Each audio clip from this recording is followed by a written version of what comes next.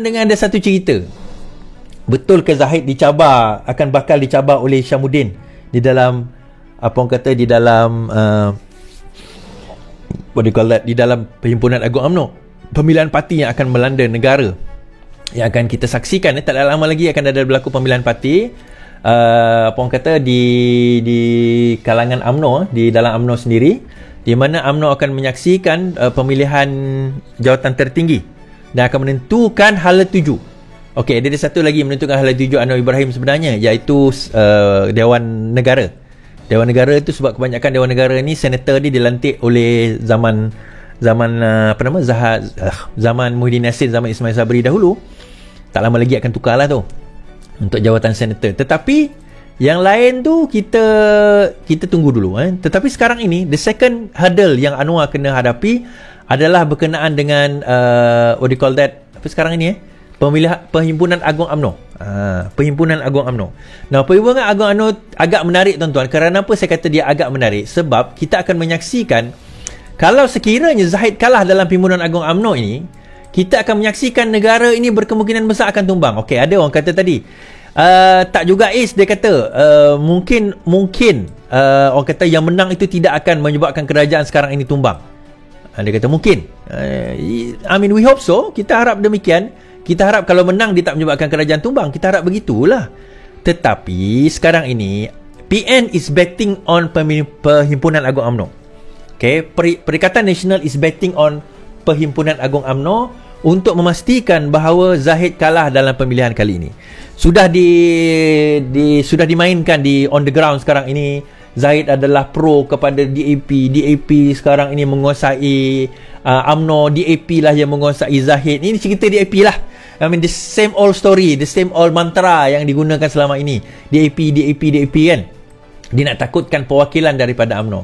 Dan dengar ceritanya bahawa duit sekarang ini sudah mula dilaburkan untuk nak mencari the right candidate untuk nak melawan dengan Zahid, bagi memastikan Zahid kalah dalam pemilihan parti UMNO yang akan berlangsung tidak lama lagi. Now, Hishamuddin adalah nama yang disebut-sebut akan akan mempertaruhkan diri. Akan mempertaruhkan diri bagi menghadapi perlawanan ini. Timbul satu persoalan. Dia sama ada berani atau tidak itu satu cerita lain, tapi sama ada Hishamuddin berani nak mempertaruh atau memperjudikan karier politiknya atau tidak. Sebab sekarang ni kalau kita tengok daripada sokongan grassroots sendiri, when I say grassroots, sokongan pimpinan-pimpinan dia tidak mempunyai satu pasukan yang jelas yang boleh kita lihat membawa Hishamuddin naik ke atas. Tidak ada. Namun begitu, having said all that, knowing UMNO punya politik ni, kita jangan jangan terlalu complacent. Zahid, bukan kita, Zahid jangan terlalu complacent, jangan terlalu selesa dalam keadaan apa yang ada sekarang ini. Kerana memang kalau kita lihat apa benda tu? Kalau kita lihat sekarang ini memang ada ura-ura mengatakan bahawa pencabar Zahid sudah ada, cuma dia setuju atau tak setuju, Hishamuddin ataupun yang sewaktu dengannya, dia setuju atau tidak setuju, dan sama ada dia nak bertanding atau tidak dalam pemilihan kali ini. Itu yang pertama. Namun begitu, yang jelas dalam perhimpunan kali ini, kalau pertandingan itu berlangsung, siapa yang mencabar Zahid, bagi saya itu merupakan satu cop moho kepada dia untuk kerjaya politik dia lah. Itu suatu yang benar yang saya kata. Sewaktu pilihan raya yang lepas, PRU yang lepas, walaupun dilihat sebagai musuh-musuh Zahid, tetapi ada di antara mereka masih dibagi jawatan. Antaranya Hishamuddin. Dia masih lagi dibagi peluang untuk bertanding. Contoh di tempat dia di Sembrong sebelum ini. Sepatutnya dia lawan ON, tapi ON pindah ke Batu Pahat dan menang. YB ON, dah boleh panggil YB dah sekarang ni. Sekarang ini apa yang berlaku adalah bila dia bertanding, dia dalam dilema. Okay, ceritanya dia berada dalam dilema. On one side, dia nak kena terima, kalau menang, he will get everything. Tapi kalau kalah, dia lose everything. Ini win all, lose all. Ni kira kalau main poker ni, tengok main poker main judi. Main poker ni dia all in dah sekarang. Kalau dia tarik, That's it. Dah habis. Dia pun tak boleh pergi ke mana.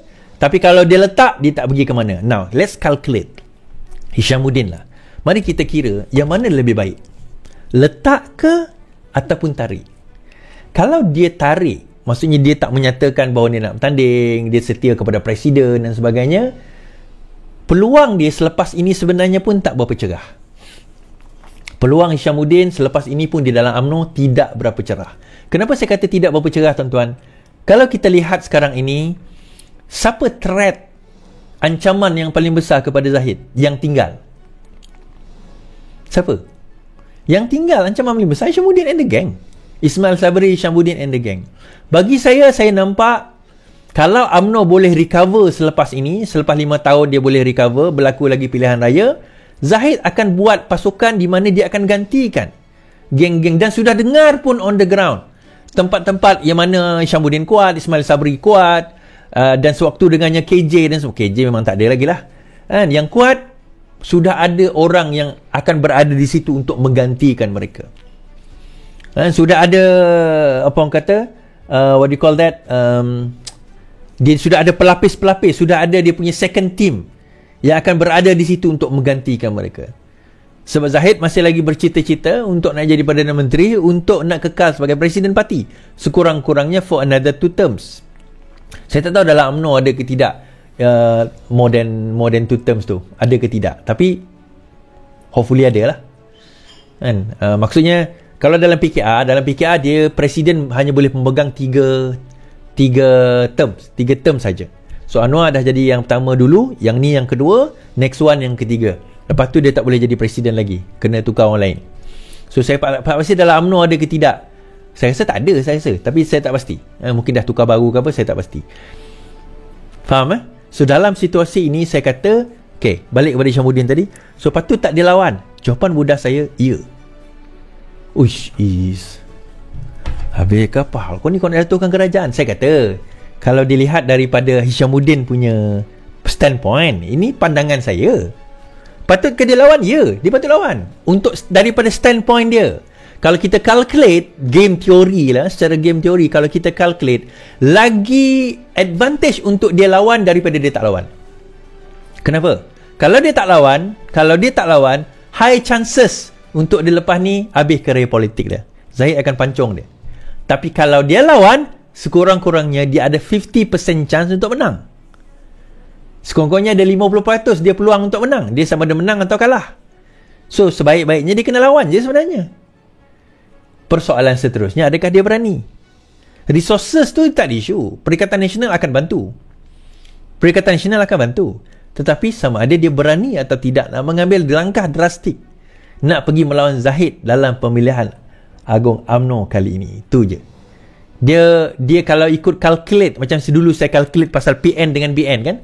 So, adakah BN itu lebih baik bersama dengan PH atau BN itu lebih baik bersama dengan PN? Saya kata calculation wise, BN, Barisan Nasional itu lebih baik bersama dengan Pakatan Harapan berbanding Perikatan Nasional. Mudarat itu lebih kurang. Dua-dua tu mudarat bagi BN. Bersama PH pun mudarat, bersama PN pun mudarat. Dua-dua tu mudarat. Tetapi mudarat lebih besar dia bersama dengan PN berbanding dengan BN. Ini secara politik Secara politiknya lebih berat, dan terbukti masa BN, Barisan Nasional bersama dengan PN pada pemerintahan yang lalu, PN pergi ambil, apa orang kata, kumpul dana kekayaan, pergi hentam Barisan Nasional sampai tinggal 30 kursi saja. Sampai tinggal 30 je, tuan-tuan. Dan kalau tak kena tempatnya ni, tempat-tempat seperti Kedah, Penang, kawasan Melayu, Kelantan Terengganu itu memang lepas ni melingkup lah. Sebab tu saya tak setuju dengan satu kenyataan seorang pimpinan PH Kedah. Dia kata, apa orang kata, gelombang PAS PN itu hanya sementara di Kedah, PRN ni boleh menang. No, I disagree. Saya kata you tertinggal satu formula. Dia bukan gelombang tu tak ada kan. Gelombang tu bukan gelombang tu akan berterusan. Tak, bukan itu. Tapi ada satu benda yang PH tak ada, yang merupakan the most important factor dalam nak menang di Kedah. Apa itu is? Yang tu saya dah sebut dengan Fahmi Zainul. Tanya Fahmi Zainul, pergi jumpa dia, pergi berguru dengan dia. Apa benda yang saya sebut? Saya kata you kena ada benda ni. You ada benda ni, insya-Allah 80% you boleh menang. Sebab itu orang tanya itu dalam live, so di Kedah macam mana? Kedah macam mana? Saya macam 50-50. Bila saya kata 50-50 tu kalah lah tu. Mula-mula dulu saya kata Negeri Sembilan 50-50, tapi sekarang dia dah ada faktor ini. Benda ni dia dah ada. So saya tukar, tak jadi 50. Peluang tu ada. Negeri Sembilan kekal, Selangor kekal, Penang kekal. Ni 3 negeri ni akan kekal insya-Allah. Tapi Kedah akan tumbang, Terengganu biasalah balik kepada kekal lah pada PAS kan. Kelantan akan kekal kepada PAS. Kan? Tapi 3 negeri akan menang. Cuma persoalan dia, adakah kawasan Melayu di Penang akan tumbang kepada PAS atau Perikatan Nasional ataupun tidak. Itu persoalan dia. Kawasan yang bukan Melayu confirm insya-Allah lah, bukanlah confirm. Insya-Allah kemungkinan besar secara kebarangkaliannya masih kekal lah. Kawasan-kawasan DAP tu masih kekal, boleh lagi. Tapi kawasan-kawasan Melayu seperti Balik Pulau yang saya pergi hari tu, Pematang Pauh di Penang, itu antara kawasan-kawasan kalau kita nak tengok peluangnya bagaimana. Saya pergi Balik Pulau itu, saya cerita macam ni kena buat. Okay, right? Faham apa benda tu? Yang tu saya tak boleh cerita dalam ni lah. Itu strategi. Saya sebut secara umum besar je lah kan.